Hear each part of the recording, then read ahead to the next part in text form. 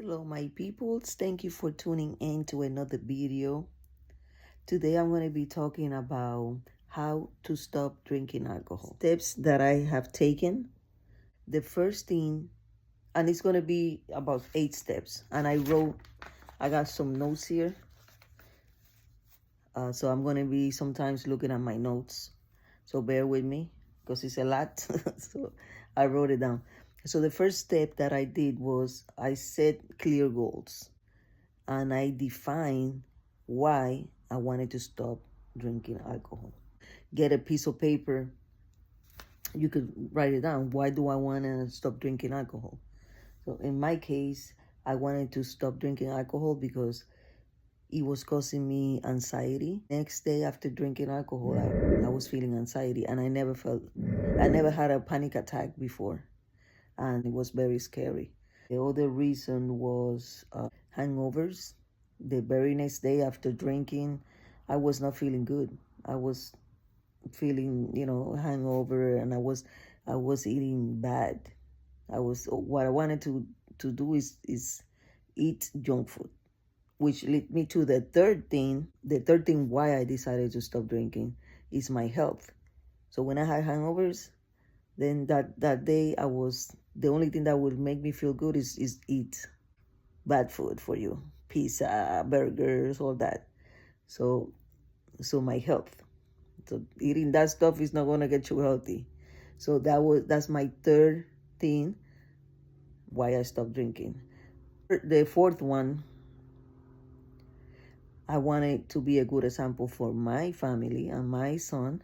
Basically, the first thing that you have to do is set clear goals, define your why, understand clearly, and be able to understand it and articulate it. Why is the reason that you want to stop drinking? And that's going to help you out because you're going to stay motivated looking at that. Okay, this is why.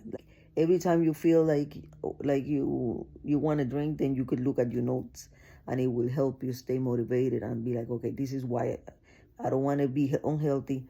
I don't want to have anxiety attacks, and the hangovers the next day was like a black cloud in my head. Horrible. And I also wanted my son to be proud of his mom. I'm always being a good mother. I wasn't being the best mother I could be. Also, decide whether you want to quit completely or you want to reduce the amount of alcohol you drink. I've been trying to stop drinking alcohol for maybe years. It had taken time because I have stopped. I have done like 30-day challenge. I have done 60-day challenge.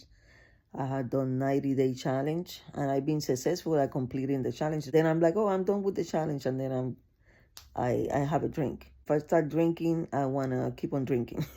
You know what I mean? But I did start it this way, doing 30-day challenge, 60-day challenge, 90-day. But that was good because I can see how I felt. I can have a reference of how I feel when I'm not drinking. Start feeling a little, the withdrawals and things like that. So 3 months is a good amount. So it's information that you already have of how you feel, that, and you know how you feel, and you were feeling good. Like after a month, you start feeling better. You start feeling more clear and everything. And so you have that as a reference. If you go back to drinking, some people feel bad and they just forget it about it. I did that too. I did that. I've been trying this for a while, So challenge for 90 days, and then I drank, and I was like, just, this is not for me. This not, I did all that, but the good thing is like what I say, you have that as a reference on how you feel, and one day it's gonna stick. One day it's gonna stick, and it's 30, 60, or 90 days that you're gonna have alcohol out of your body. It's a huge step. Even if you go back to drinking, you did a huge step, and you should always consider that, and don't be like, oh, I drink again. No, you have that as a reference, and it's still 90 days that you gave your body a break, So, but for me, I want to stop drinking completely. So I keep going back. The thing when you want to stop something is that sometimes you're gonna have, you know, you're gonna have moments where you're going to consider, oh, my friends are inviting me to a party or whatever, and you'll be like, I'm not gonna drink, but then you go and then you be like, "Oh, what is one drink? What is one drink?" And then you had that one drink, and then next thing you know, you have the second drink, the third drink, and then, but the what I have learned, because I've been trying this for a while, is that when that happens to you, you should not feel bad.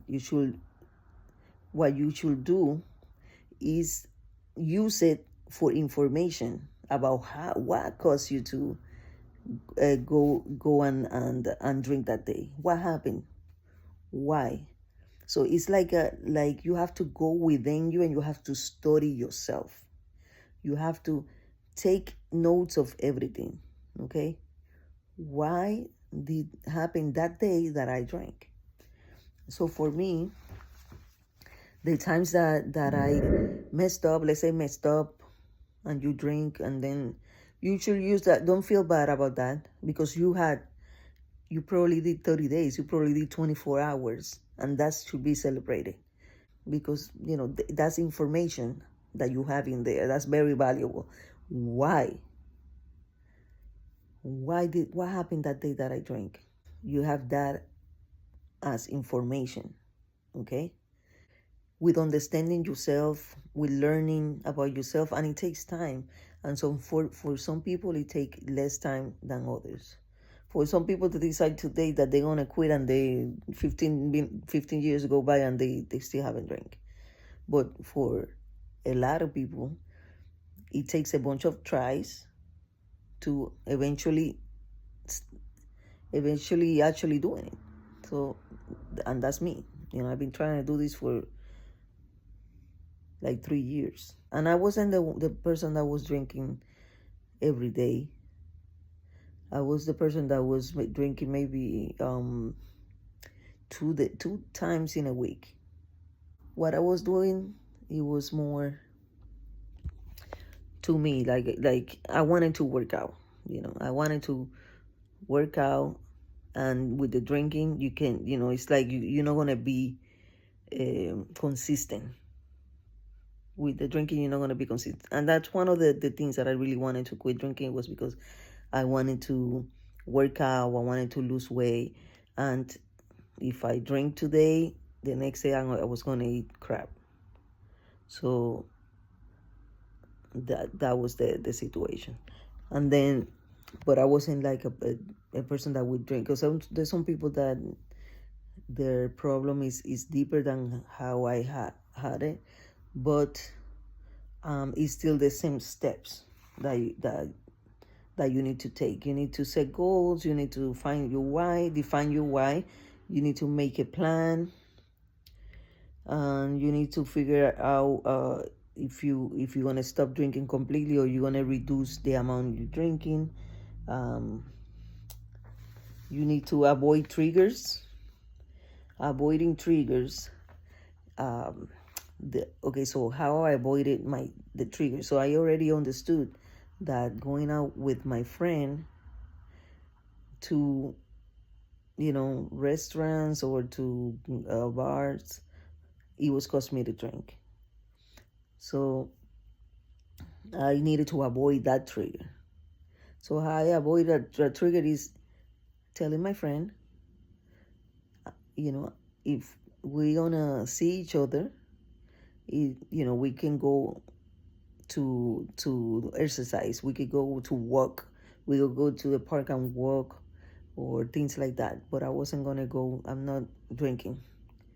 So then that's why the last time I saw my friend, we went for a 3 mile walk, and we talked and everything, and that was perfect. So I identified that if I go to a restaurant where they have drinks in there, it's not the location that I want to be in the moment. it might take some time for me to be in the situation where I could actually go and not drink. So what else? So also, when you at home, like for example, you're working all day and you come home, sometimes you will, I will serve myself a glass of wine, and then I will drink another glass of wine.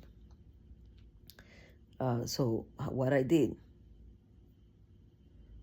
was I started buying a non-alcoholic beverages. For example, I started buying kombucha, and I like the taste of it, and it's like it curbs my cravings for drinking. So that's how I avoid triggers. So you have to find how can you avoid your triggers. Like if you know that when you come home after work, you want to sit down and have a glass of wine, then you have to find something like, let me go and walk, let me go and work out, let me talk to a friend on the phone, so that those triggers of you wanting to have a drink, you could replace it with something different, like working out, having a talk with a friend, cooking something healthy, or having non-alcoholic beverages. Like there's beers that are non-alcoholic, and kombucha or a tea or something like that. So you need to replace it.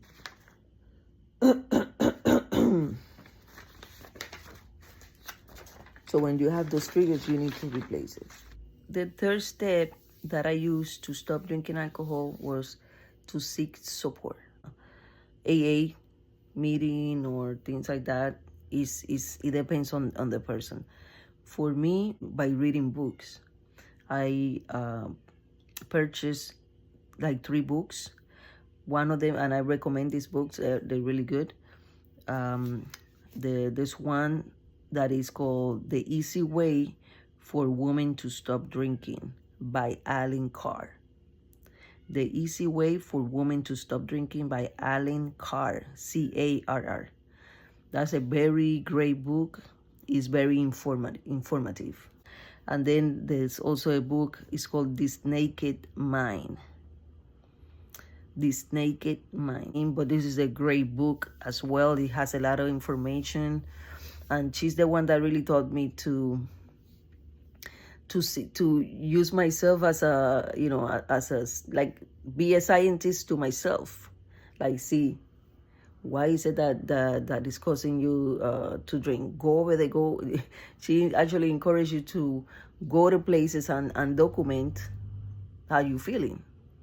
She even said for you to, when you wanted to stop drinking, drink that let's say we want to stop drinking, drink that day. And she say, write down how you feeling, how long did the rush when you are drinking last you, how do you feel the next day, document everything. So basically she wants you to be a scientist to your own self and figure out why it's causing you to do these things. And and so it's a great book. You should read into that book, this Naked Mind. So these 3 books are and then the Blackout by Sarah Hepola. It's called Blackout by Sarah Hepola. I like this book because she's a writer, and she's a real writer. So she makes, like you start listening to this book and it's fun. The whole 12 chapters is fun because it's about her. And, she talks about her, about all the parties. And so it's not like the Easy Way for a Woman to Stop Drinking and This Naked Mind is more informative. Although she also, in This Naked Mind, she also talk about herself and how she stopped drinking and all of that. But the Blackout is like a story that is really fun a fun book. So those 3 books I really recommend. So that would be the third one, which is seek support. I did it through books, and I had a friend that I talked to. I never went to AA or anything. but that's another way that you can do it if you need to. Now, the fourth step that I took was find alternatives. And this is, I already touched on this, is like, find, if you were drinking beers, maybe you find a non-alcoholic beer. If you, like find alternative, like when you get those cravings of drinking, you can drink a non-alcoholic beer, you can drink a sparkling water, herbal teas. I started drinking kombucha. So you find something else that you could do. You could go and work out. You can do different things, but you gotta find an alternative. This is very important, to find another alternative. Fridays I want to do something fun. This is in my mind, and that was my drinking, listening to music and all of that. So now what I do is that I get something fun. I get something that I like, and I like to eat. So I get a nice meal and I buy kombucha, and that's my Friday, and I watch a movie, and I make it fun. The fifth step is manage withdrawal symptoms. Like the symptoms are like anxiety, shakes, or nausea. If you're a heavy drinker, it's important to consult your doctor. The sixth step is focus on your health. This is a big one for me, because this is the reason why I stopped drinking. I'm focusing on my health before anything. To focus on my health, that's why I stopped drinking, because the next day I wouldn't want to work out, and I wanted to work out. So focus on your health, exercise. The exercise will help you reduce your stress, improve your mood, and reduce craving. So exercise is a very good tool that a lot of people that stop drinking do. It's a great tool. Healthy eating is another one. It will restore balance to your body and support the detox process. So number 7, the 7th step is stay persistent and patient. Staying persistent and being patient. Like I mentioned earlier, when you, even if you have like 2 weeks and the 15th day you go on drinking, be patient with yourself, and this could be part of your process. Some people are different. Some people, they just stop and then never touch it again. Some people are like me, that I've been having different attempts. One day I messed up, it doesn't mean that the world is going to end. You can use that as information of those 3 months that you had without drinking, and how do you feel. That could be useful for your next try at attempting to stop drinking. So stay persistent and patient. And also celebrate your milestone. Like, for example, the 3 months, that's freaking 90 days out of 90 days that you did not drink or put any poison in your body. That is to celebrate. Even if you drank, it was an unfortunate thing, but it's not the end of the day. It's not the end of the world, because you still had 3 months that you didn't drink, or a week, or 1 day, whatever it is. And the 8th step is consider professional help. Some people do need professional help, and that if you feel like you're one of those people that need professional help, go get it, because it's worth it. It's worth it for you, and it's worth it for your family. So those are my 8 steps of how to stop drinking, and how the steps that I use to stop drinking right now, and on my 5 months with not drinking. And I feel great. And the next video that I will make is how I've been feeling since I actually stopped drinking. If you want, put a comment down below. If you have any ideas of another video that I can make in regards to this, or in regards to anything, please give a thumbs up on this video if you like it, and consider subscribing to my channel. Thank you.